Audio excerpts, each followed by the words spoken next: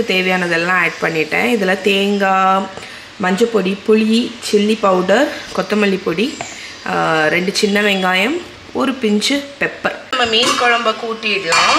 நம்ம அரைச்சி வச்சுருக்கிற தேங்காய் அரைப்பை வந்து இந்த பாத்திரத்தில் ஊற்றிடலாம். குழம்புக்கு தேவையான அளவு தண்ணி ஊற்றிக்கோங்க. இதுக்கு எவ்வளோ உப்பு தேவையோ அதை ஆட் பண்ணிக்கோங்க.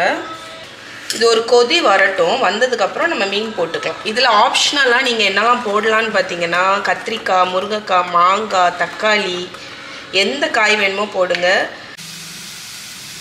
ஸோ நம்மளோட குழம்பு பாருங்கள் நல்லா கொதிக்க ஆரம்பிச்சிடுச்சு. இப்போ நம்மளோட மீன் பீசஸ் எல்லாத்தையும் ஒன்று ஒன்றா சேர்த்துடலாம்.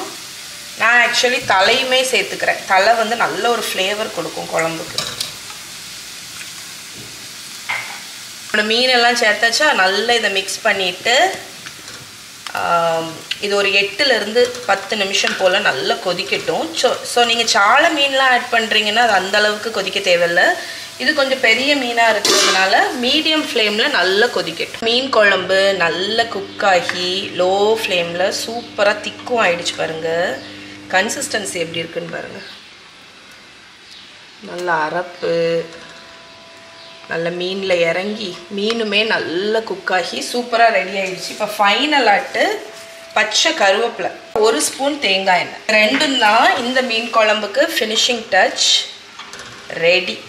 ஸோ இது ரைஸ் கூட இது நீங்கள் மூடி செஞ்சுட்டு மூடி வச்சுட்டு ஒரு 2 ஹவர்ஸ் கழித்து சாப்பிட்டிங்கன்னா அவ்வளோ நல்லாயிருக்கும்.